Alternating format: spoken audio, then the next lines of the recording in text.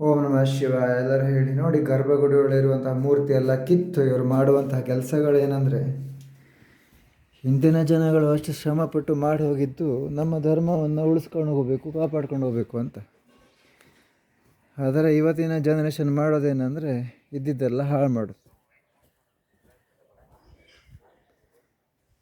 ನೋಡಿ, ದೇವಸ್ಥಾನಕ್ಕೆ ಬೀಗ ಹೇಳಿ. ಓಂ ನಮಃ ಶಿವಾಯ, ಓಂ ನಮಃ ಶಿವಾಯ.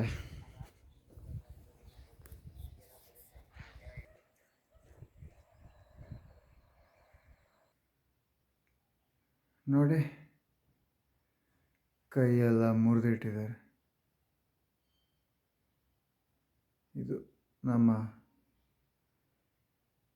ಹಿಂದೂ ಜನರ ಪರಿಸ್ಥಿತಿ. ಅಷ್ಟು ಗಟ್ಟಿಯಾಗಿ ಕಲ್ಲಲ್ಲಿ ಕೆತ್ತನೆ ಮಾಡಿದಂಥದ್ದು. ಹಾಗೆಲ್ಲ ಸುಮ್ಮನೆ ಮುರಿದು ಹೋಗೋಕ್ಕೆ ಏನದು? ಯಾರು ಬೇಕು ಅಂತಲೇ ಮಾಡಿರೋದು. ಓಂ ನಮಃ ಶಿವಾಯ, ಓಂ ಶ್ರೀ ದುರ್ಗಾಯ ನಮಃ. ಓಂ ಶ್ರೀ ಗಣೇಶಾಯ ನಮಃ.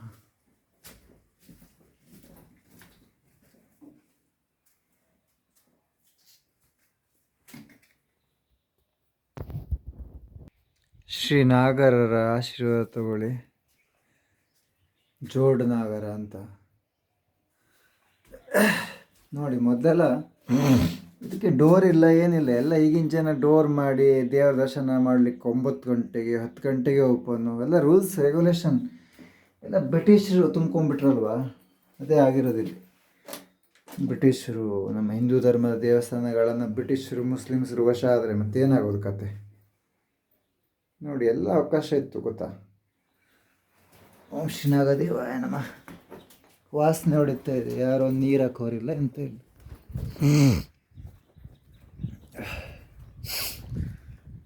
ಬೇಜಾರದ ಸಂಗತಿ, ಇಂತಿಂಥ ದೇವಸ್ಥಾನಗಳು ನಮ್ಮನೆ ಹತ್ರ ಒಂದಿದ್ದರೆ ನಾನಾದರೂ ಪೂಜೆ ಮಾಡ್ಕೊತಾ ಇದ್ದೆ ಪ್ರತಿನಿತ್ಯ.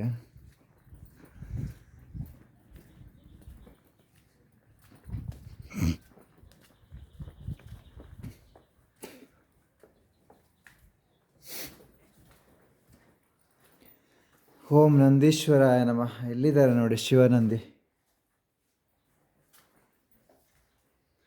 ಎಲ್ಲರೂ ಹೇಳಿ ಓಂ ನಮಃ ಶಿವಾಯ. ಓಂ ತ್ರ್ಯಂಬಕಂ ಯಜಾಮಹೇ ಸುಗಂಧಿಂ ಪುಷ್ಟಿವರ್ಧನಂ ಉರ್ವಾರುಕಮಿವ ಬಂಧನಾತ್ ಮೃತ್ಯೋರ್ಮುಕ್ಷೀಯಮಾಮೃತಾತ್.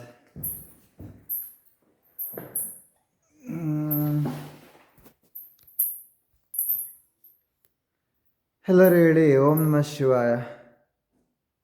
ಹಾಗೆ ಶಿವ ಅವರ ಆಶೀರ್ವಾದ ತಗೊಳ್ಳಿ ನೀವು ಕೂಡ. ಹಾಗೆ ನಿಮ್ಮ ಸ್ನೇಹಿತರಿಗೂ ಆಶೀರ್ವಾದನ ಕೊಡಿ.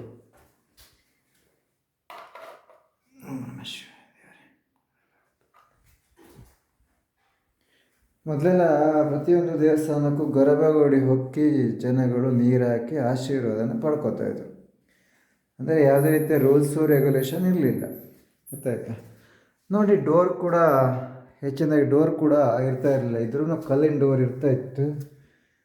ಆದರೆ ಅಂಥಂಥ ದೇವಸ್ಥಾನಗಳಿಗೆ ಮಾತ್ರ ರೂಲ್ಸು ರೆಗ್ಯುಲೇಷನ್ ಅಂದರೆ ಅದೇ ತಣ್ಣೀರು ಸ್ನಾನ ಮಾಡಿಕೊಂಡು ಬಂದು ಆಶೀರ್ವಾದ ತಗೊಂಡು ಅವರು ಮಾಡುವಂಥ ಕೆಲಸ ಕಾರ್ಯಗಳು, ನಿತ್ಯ ಕೆಲಸಗಳಿಗೆ ಹೋಗುವಂಥದ್ದು.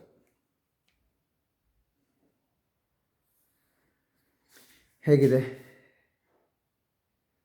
ಶಿವನಂದಿ? ಇಲ್ಲೂ ಕೂಡ ಜೋಡ್ ನಾಗರ ಇದೆ. ಇದೆಲ್ಲ ನಾಗರಕ್ಷೆ.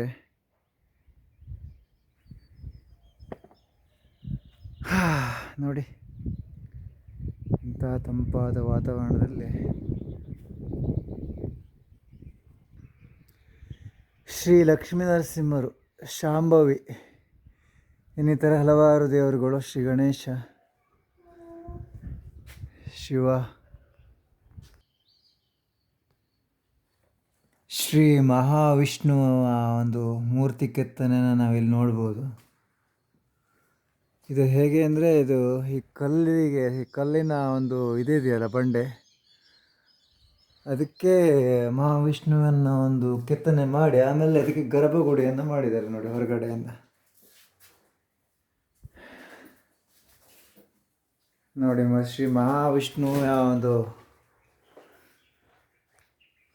ಕಾಲನ್ನು ಮುಟ್ಟಿ ಒಂದು ಆಶೀರ್ವಾದ ಪಡೆಯುವಂತಹ ಭಾಗ್ಯ. ಹಾಗೆ ನೀವು ಕೂಡ ಶ್ರೀ ಮಹಾವಿಷ್ಣುವಿನ ಆಶೀರ್ವಾದವನ್ನು ಪಡ್ಕೊಡಿ. ಹಾಗೆ ನಿಮ್ಮ ಸ್ನೇಹಿತರಿಗೂ ಶೇರ್ ಮಾಡಿ, ಅವರಿಗೂ ಆಶೀರ್ವಾದ ಸಿಗಲಿ. ಎಲ್ಲರೂ ಶ್ರೀ ಮಹಾವಿಷ್ಣು ದೇವಾಯ ನಮಃ ಅಂತ ಹೇಳಿ. ಓಂ ಮಹಾವಿಷ್ಣುವೇ ನಮಃ, ಓಂ ಮಹಾವಿಷ್ಣುವೇ ನಮಃ. ನೋಡಿ 7 ಹೆಡೆಯ ಹಾವಿದೆ ಅಲ್ಲಿ.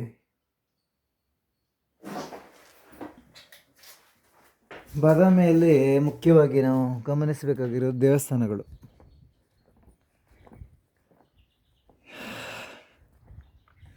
ಈ ದೇವಸ್ಥಾನಗಳ ಆಚೆ ಈಚೆ ಎಲ್ಲ ಬ್ರಾಹ್ಮಣರ ಸಂಖ್ಯೆ ಅತಿಯಾದ ಹೆಚ್ಚಿನ ಸಂಖ್ಯೆಯಲ್ಲಿದ್ದು ಮೊದಲ ದಿನಗಳಲ್ಲಿ. ಆದರೆ ನಾವು ಇವತ್ತಿನ ದಿನಗಳಲ್ಲಿ ನೋಡುವಂಥದ್ದು ಎಲ್ಲ ಮುಸ್ಲಿಮರ ಜನಸಂಖ್ಯೆ. ಬರ್ತಾನೆ ಅಲ್ಲಿ ಮಸೀದಿ ಸಿಗುತ್ತೆ. ನಮ್ಮ ಹಿಂದೂ ದೇವಾಲಯಗಳ ಹತ್ತಿರ ಇವ್ರದ್ದು ಮಸೀದಿ, ಸರಿನಾ? ಆಮೇಲೆ ದೇವಸ್ಥಾನದ ಸುತ್ತಲೂ ಮುಸ್ಲಿಮರ ಮನೆಗಳು. ಬ್ರಾಹ್ಮಣರು ಇರಬೇಕಾದಂತಹ ಜಾಗದಲ್ಲಿ ಇವರಿದ್ದಾರೆ ಅಂದರೆ ಬ್ರಾಹ್ಮಣರ ಜನಸಂಖ್ಯೆ ಎಲ್ಲ ಏನಾದರೂ. ಎಷ್ಟೋ ಜನ ಬ್ರಾಹ್ಮಣ ಜನಸಂಖ್ಯೆ ಬ್ರಾಹ್ಮಣರನ್ನು ಸಾಯಿಸಿದ್ದಾರೆ ಅಂತಲೇ ಒಂದು ಸೂಚನೆ ವೀಕ್ಷಕರೇ. ಈ ಥರ ಘಟನೆಗಳು ತುಂಬ ನಡೆದಿದೆ ಇಲ್ಲಿ 100 ವರ್ಷದ ಹಿಂದೆ, ಜಾಸ್ತಿ ದಿನಗಳ ಹಿಂದೆ ಅಲ್ಲ. ಅರ್ಥ ಆಯ್ತಾ? ಎಲ್ಲ ಸಿದ್ಧಿಗಳು ಕೂತು ತಪಸ್ಸು ಜಪ ಮಾಡುವಂತಹ ಜಾಗ ಆಗಿತ್ತು. ಇವತ್ತು ಈಗ ಏನಂದರೆ ಇಲ್ಲಿ ಸಂಡಾಸ್ ಮಾಡಲಿಕ್ಕೆ ಬರ್ತಾರೆ. ಸಂಡಾಸ್ ಮಾಡಲಿಕ್ಕೆ, ಸರೆ ಕುಡಿಲಿಕ್ಕೆ, ಡ್ರಿಂಕ್ಸ್ ಮಾಡಲಿಕ್ಕೆ. ಎಂಥ ಒಂದು ದುಸ್ಥಿತಿ, ಒಂದು ಕೆಟ್ಟ ಸ್ಥಿತಿಗೆ ಬಂದು ನಿಂತಿದೆ ಅಂದರೆ ನಮ್ಮ ಹಿಂದೂ ದೇವಸ್ಥಾನಗಳ ಪರಿಸ್ಥಿತಿ. ತುಂಬ ದುಃಖ ಆಗುತ್ತೆ. ಎಲ್ಲರೂ ಹೇಳಿ ಓಂ ನಮಃ ಶಿವಾಯ. ಮತ್ತು ಶಿವ ಎದ್ದು ಬರಬೇಕು. ಶಿವ ಮತ್ತು ಅಮ್ಮನವರೆಲ್ಲ ಎದ್ದು ಬಂದು ಇಂತಹ ಕೆಟ್ಟ ಸ್ಥಿತಿಯನ್ನು ನಾಶ ಮಾಡಿ ಮತ್ತೆ ಒಳ್ಳೆ ಸ್ಥಿತಿಯಾಗಿ ಬದಲಾವಣೆ ಮಾಡಬೇಕಾಗಿದೆ ಅಂತ ಹೇಳ್ತಾ ವಿಡಿಯೋನ ಮುಗಿಸ್ತೇನೆ. ಜೈ ಶ್ರೀ ಬನಶಂಕರಿ. ಓಂ ನಮಃ ಶಿವಾಯ.